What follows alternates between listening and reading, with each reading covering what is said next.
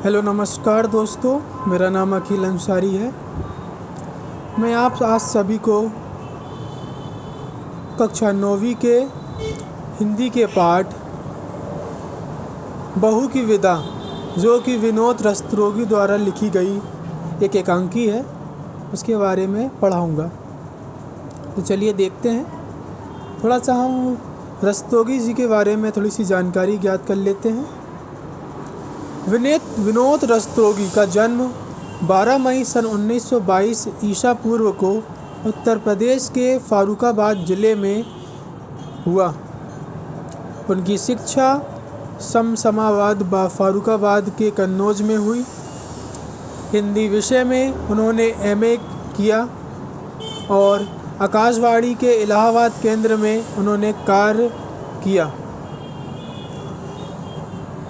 प्रस्तुत एकांकी में एकांकीकार विनोद रस्तोगी ने अपने समाज में फैले दहेज प्रथा की ओर संकेत किया है। इस समस्या से हमारे सामाजिक जीवन को तहस नहस कर रही समस्या है। इसमें से एक धनी व्यापारी अपनी बहू को इसीलिए मायके नहीं भेजता क्योंकि उसके मायके वालों ने उनकी दहेज की मांग पूरी नहीं कर सके।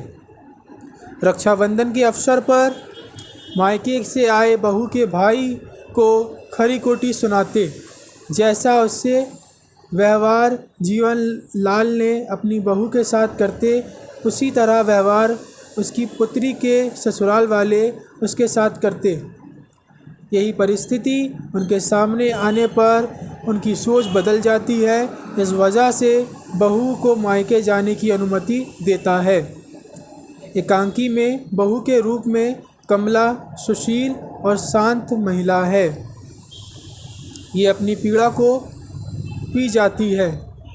अपने समाज में दहेज प्रथा एक अभिशाप है, इसलिए अभिशाप को ख़त्म करने के लिए मानवीय भावनाओं को परिवर्तन में लाना ज़रूरी है। ये हो गया हमारा पाठ का कुछ थोड़ा बहुत सारांश। चलिए पाठ को अब अच्छे से समझते हैं। जीवनलाल एक धनी व्यापारी और जिसकी आयु 50 वर्ष है। रामेश्वरी जीवनलाल की पत्नी जिसकी आयु 36 वर्ष है। रामेश जीवनलाल का पुत्र जिसकी आयु 23 वर्ष है। कमला रमेश की पत्नी जिसकी आयु 19 वर्ष है। प्रमोद कमला का भाई जिसकी आयु 23 वर्ष है। तो चलिए, कमरा आधुनिक ढंग से सजा है। सामने की ओर बाएं कोने में रेडियो और दाएं कोने में पुस्तकों का रैंक है। कमरे के बीच में सोफ़े सेट हैं। छोटी गोल मेज़ पर सुंदर फूलदान रखा है। कमरे की 2 दीवार हैं। सामने वाला दीवार अंदर जाने के लिए और बाईं ओर का द्वार बाहर बरामदे में खुलता है। दोनों पर पर्दे पड़े हैं। ढाई और खिड़की जो खुली हुई है। पर्दा उठने पर जीवनलाल खिड़की के समीप खड़े हुए दिखाई पड़ते हैं। वह बाहर की ओर देख रहे हैं। आंखों पर चश्मा है। भरे हुए चेहरे पर बड़ी बड़ी मूछें, सिर गंजा, धोती कुर्ते पहने हैं। मुख पर गंभीरता और समृद्धि में चिन्हित हैं। उससे कुछ दूर हटकर ही प्रमोद विनम्र भाव से खड़ा है। वे पैंट और बुशर्ट पहने हैं। चेहरे पर निराशाजनक और करुणा भाव है। प्रमोद आगे बढ़ते हुए, तो क्या निर्णय लिया आपने? जीवनलाल, विदा नहीं होगी। प्रमोद, लेकिन ज़रा सोचिए तो, यदि आपने विदा नहीं की तो मेरी बहन की क्या दशा होगी? जीवनलाल, मैंने उसकी दशा का ठेका नहीं लिया है। प्रमोद, हर लड़की का पहला सावन अपनी सखी सहेलियों के साथ हंस खेल बिताने का सपना देखती है। जीवनलाल, जानता हूँ, जीवनलाल सोफे पर बैठकर जमुहाई लेते हैं, मानो प्रमोद की बातों से उब रहे हों। प्रमोद, ये जानकर भी? जीवनलाल, अपना निर्णय सुना चुका हूँ, विदा नहीं होगी। प्रमोद, यदि मैं कमला को बिना लिए गया तो माँ का हृदय टूट जाएगा। जीवनलाल, मैं मजबूर हूँ। अगर माँ बहन का इतना ही ख्याल था तो दहेज पूरा क्यों नहीं दिया? प्रमोद दीन स्वर में, अपनी सामर्थ्य के अनुसार जितना भी हो सका हमने दिया, फिर भी अगर। जीवनलाल कड़े स्वर में, अगर तुम्हारे सामर्थ्य कम थी तो अपनी बराबरी का घर देखते, झोपड़ी में रहकर महलों से नाता क्यों जोड़ा? प्रमोद हाथ जोड़कर, जी। जीवनलाल उठकर आवेश में ठहरते हुए, देना तो दूर, बारात की खातिर भी ठीक से नहीं की गई। मेरे नाम पर जो धप्पा लगा है, मेरी शान पर जो ठेस पहुंची है, भरी बिरादरी में जो हंसी हुई है मेरी, उस करारी चोट का घाव आज भी हरा है। जाओ कह देना अपनी माँ से, अगर बेटी की विदा करना चाहती है तो उस घाव का मरहम भेजे। प्रमोद, जी जी, आप इस समय तो विदाई कर दे, हम गौने में आपकी हर मांग को पूरी करने की चेष्टा करेंगे। जीवनलाल, मैंने दुनिया देखी है प्रमोद, ये बाल धूप में सफ़ेद नहीं हुए। और तुम? और तेज स्वर में, कल के छोकरे मुझे बताना चाहते हो? प्रमोद, ये आप क्या कह रहे हैं? जीवनलाल, ठीक कह रहा हूँ। ये मेरा फैसला आखिरी है। विदा तभी होगी जब 5,000 नगद दाएं हाथ में फैलाकर इस हाथ पर रख दोगे। प्रमोद आवेश में, ये तो सरासर अन्याय है। शिकायत आपको हमसे है। उस भोली भाली लड़की ने आपका क्या बिगाड़ा है जो विदा ना करके आप उससे बदला ले रहे हैं? अगर रमेश बाबू होते तो? जीवनलाल, तो वह क्या कर लेता? मेरे सामने मुंह खोलने की हिम्मत नहीं उसमें। वह मेरा बेटा है, तुम्हारी तरह बड़ों के मुंह लगने की बदतमीजी करने वाला कोई आवारा छोकरा नहीं। प्रमोद अपमान से तिलमिलाकर कहता है, बाबूजी, बेटी वाला समझकर ही आप मेरा अपमान कर रहे हैं, किंतु ये मत भूलिए आप भी बेटी वाले हैं। जीवनलाल, हाँ, हम भी बेटी वाले हैं, लेकिन तुम्हारी तरह नहीं। पिछले महीने अपनी बेटी का गौरी की शादी की हमने। ये खातिरदारी की कि बारात वाले दंग रह गए। इतना दहेज दिया कि देखने वाले दांतों तले उंगली दबा ली। तुम मेरी बराबरी करोगे? हा हा हा हा, बेटी वाले होकर भी हमारी मूंछ ऊंची है, समझे?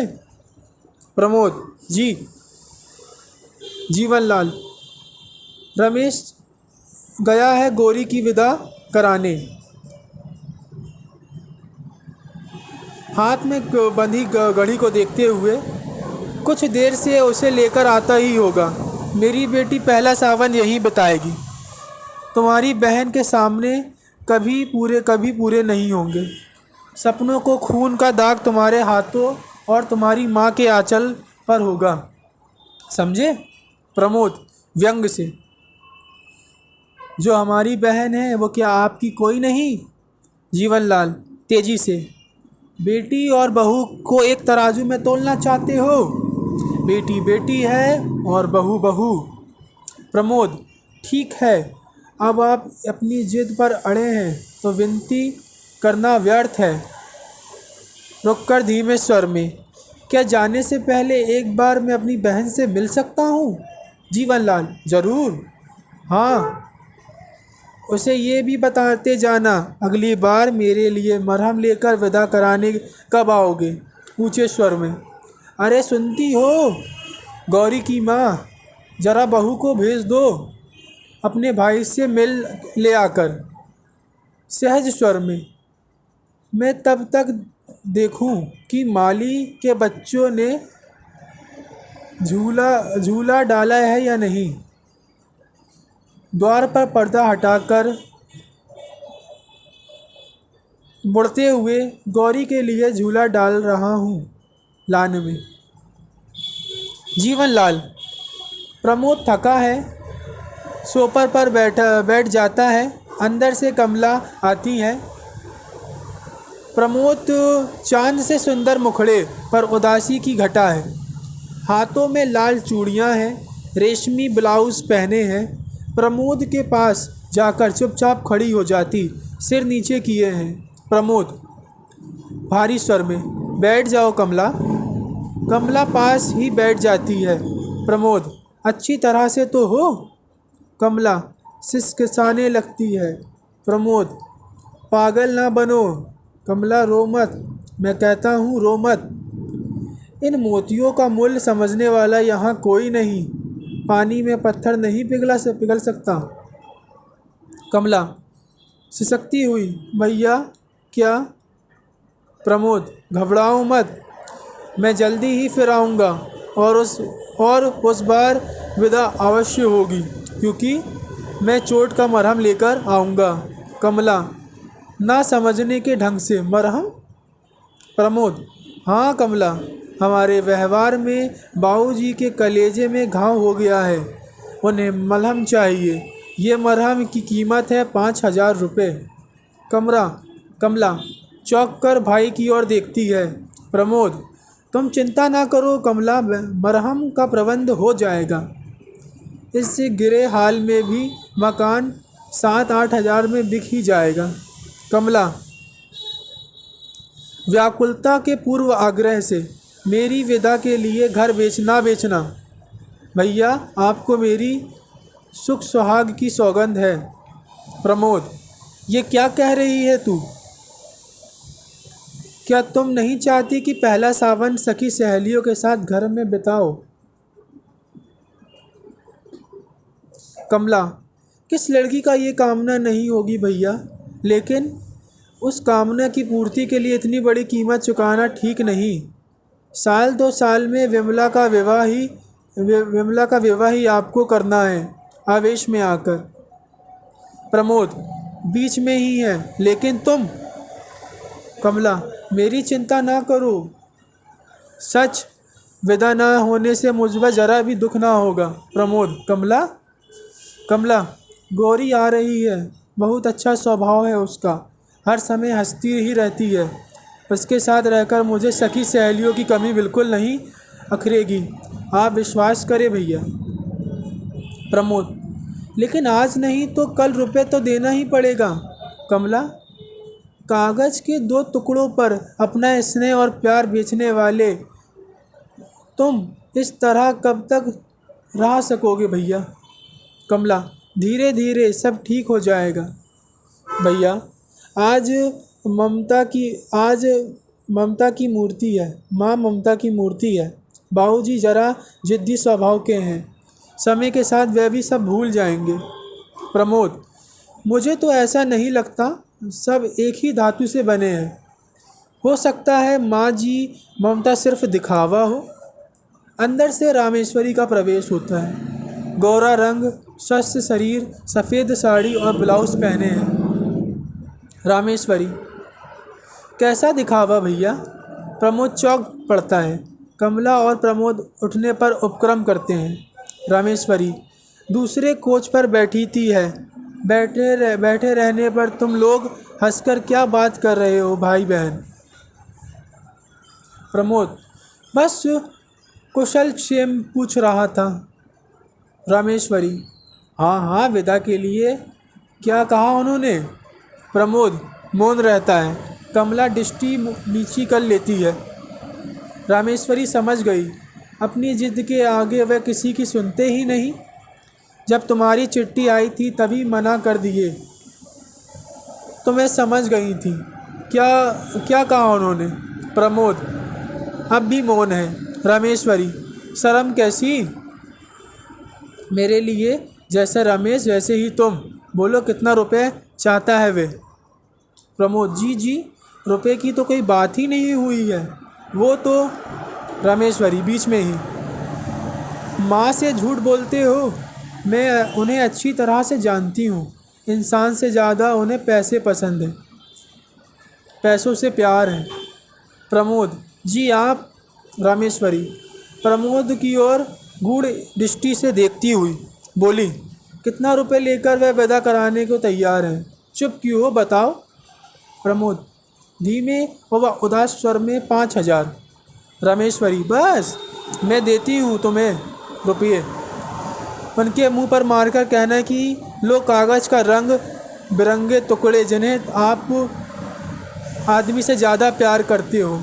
उठकर सामने वाले द्वार की ओर बढ़ती हुई, मैं अभी लाती हूँ। प्रमोद उठकर, ठहरिए माँ जी। रामेश्वरी रुक जाती है और मुड़कर प्रमोद की ओर देखती है। प्रमोद, मुझे रुपए नहीं चाहिए, मैं बिना विदा किए ही जा रहा हूँ। कमला उसी प्रकार मूर्तिवत बैठी है।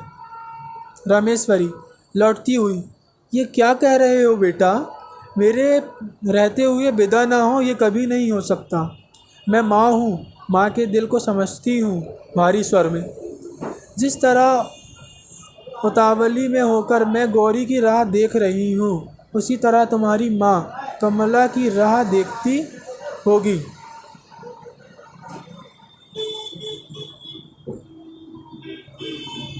नहीं, विदा ज़रूर होगी। तुम अकेले नहीं जाओगे। जा बेटी, तिजोरी से रुपए निकाल ला। कमला गुच्छा लेने के लिए हाथ आगे नहीं बढ़ाती। प्रमोद खिड़की की ओर मंद गति से बढ़ता है। रामेश्वरी, जाती क्यों नहीं? गुच्छा कमला के हाथ में थमाती हुई, जल्दी कर। कमला उठकर माँ जी कहती है और फिर सिसकिसाने लगती है। रामेश्वरी मेरी बेटी कहकर उसे हृदय से लगा लेती है। प्रमोद खिड़की से बाहर की ओर देखने लगता है।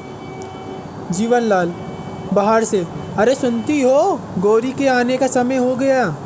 तुमने स्वागत की कोई तैयारी की है या नहीं? रामेश्वरी, जा बेटी तू अंदर जा।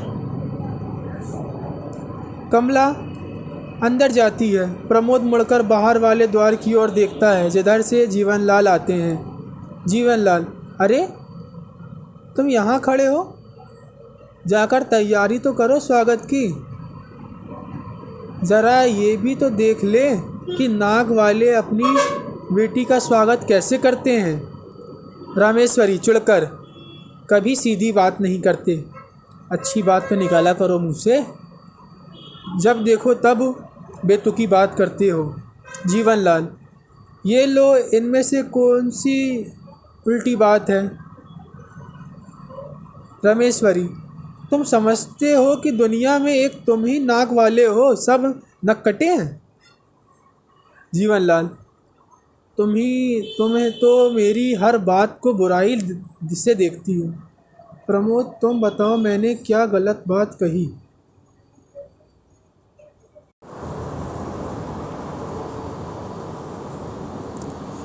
प्रमोद धीरे और आगे बढ़ते हुए, ठीक ही कहा आपने।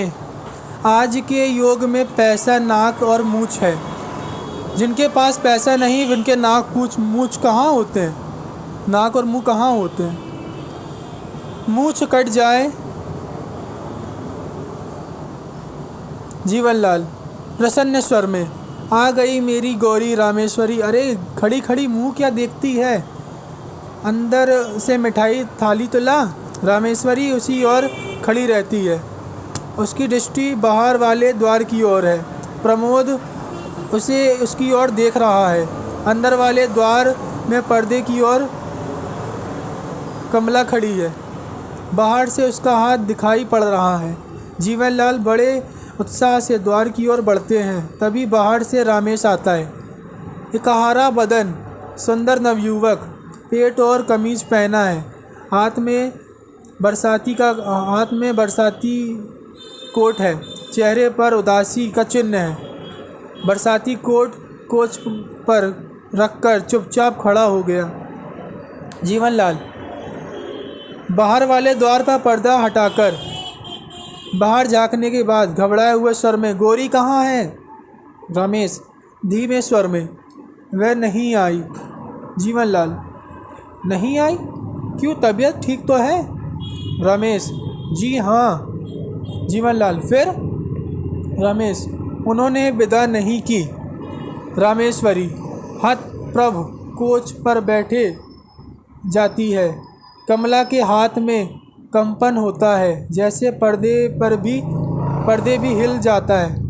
प्रमोद बड़े ध्यान से जीवनलाल की ओर देखता है। जीवनलाल, किसी ने छाती पर घूंसा मार दिया हो। विदा नहीं की? क्यों नहीं की विदा? रमेश, कह रहे हैं दहेज पूरा नहीं दिया गया। जीवनलाल, बिगड़कर, हमने जीवन भर की कमाई तो दे दी और उनकी नज़र में दहेज पूरा नहीं दिया गया, लोभी कहीं के। रमेश्वरी उठकर, उन्हें क्यों भला बुरा कह रहे हो? बेटी वाले चाहे अपना व्यवहार बेच भी दे, अपना घर बार बेच दे, और बेटे वालों की नाक भो सुकड़ी ही जाती है। जीवनलाल, मगर शराफत की और इंसानियत की तो देखो। रमेश्वरी बीच में ही, अब शराफत और इंसानियत की दुहाई देते हो? कुछ देर पहन लो पहले तो।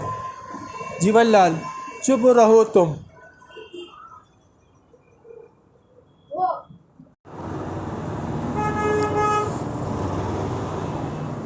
रामेश्वरी, बहुत चुप रही, अब नहीं रहूंगी। आखिर क्या कमी है बहू के दहेज में, मगर तुम हो कि?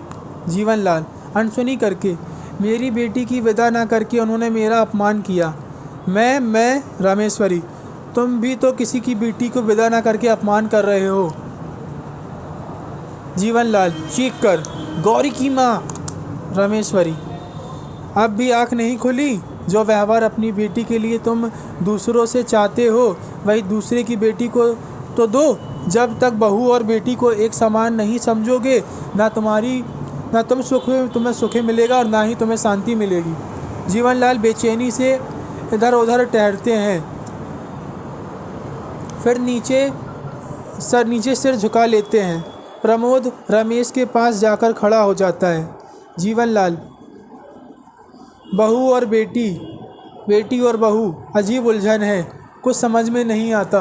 रमेश्वरी, अगर हर बेटे वाला ये याद रखे कि वह बेटी वाला भी है, तो ये उसे उलझन कभी ना होगी। जीवनलाल रुक कर पत्नी की ओर देखता हुआ, शायद तुम ठीक कहती हो। प्रमोद आगे बढ़कर धीमे स्वर में, अब तुम बाबूजी जाने दीजिए। जीवनलाल चौंक कर, प्रमोद, मेरी गाड़ी का समय हो रहा है, मैं जा रहा हूँ, मैं जल्द ही आऊँगा। विश्वास रखो, इस बार आपकी चोट के लिए मरहम लाना ना भूलूँगा। जीवनलाल दुखी स्वर में, ठहरो प्रमोद, मुझे लज्जित ना करो। बेटा, मेरी चोट का इलाज बेटी के ससुराल वालों ने दूसरी चोट से कर दिया है। प्रमोद लौटता हुआ आश्चर्य से, बाबूजी। जीवनलाल निश्वास छोड़ते हुए, कभी कभी चोट भी मरहम का काम कर जाती है बेटा। रामेश्वरी की ओर मुड़कर, अरे खड़ी खड़ी में हमारा मुंह क्या देखती रही? जा अंदर जाकर तैयारी कर, बहू की विदा नहीं करनी है क्या? कमला का हाथ पर्दे में ओट में हो जाता है। वह हर्ष से आंसू पोंछती हुई शीघ्रता से अंदर जाती है। रमेश प्रमोद मुस्कुराते हुए एक दूसरे को देखते हैं। जीवनलाल मंद गति से आगे की ओर बढ़ता है, तभी धीरे धीरे यवानिका गिरती है। तो दोस्तों, इस कहानी से हमें ये ज्ञान होता है कि कभी भी हमें दहेज ना लेना चाहिए और ना ही देना चाहिए। दहेज देना और लेना एक अपराध है और इसे हमें समझ जाना चाहिए। हमारे भारतीय कानून में इसके लिए एक अलग से कानून बना है जिसका हमें पालन करना है। ना दहेज देना है, ना दहेज लेना है। लेखक विनोद रस्तोगी ने हमें ये बहुत ही शीघ्रता से बताया कि जीवनलाल जो थे वो बहुत ही लोभी थे। वो अपनी बहू की विदा नहीं कर रहे थे, लेकिन जब उनके साथ यही अवधारणा हुई तो उनका मन बदल गया और उन्होंने अपनी बेटी की विदा से दुखी होकर अपनी बहू की विदा की। वे बहू और बेटी को एक समान नहीं समझते थे, पर इस घटना के बाद वे बहू और बेटी को एक समान समझने लगे। तो आशा करता हूँ दोस्तों आपको ये वीडियो बहुत पसंद आया होगा। ऐसे ही मज़ेदार वीडियो और कहानियों को सुनने के लिए मेरे चैनल को सब्सक्राइब करें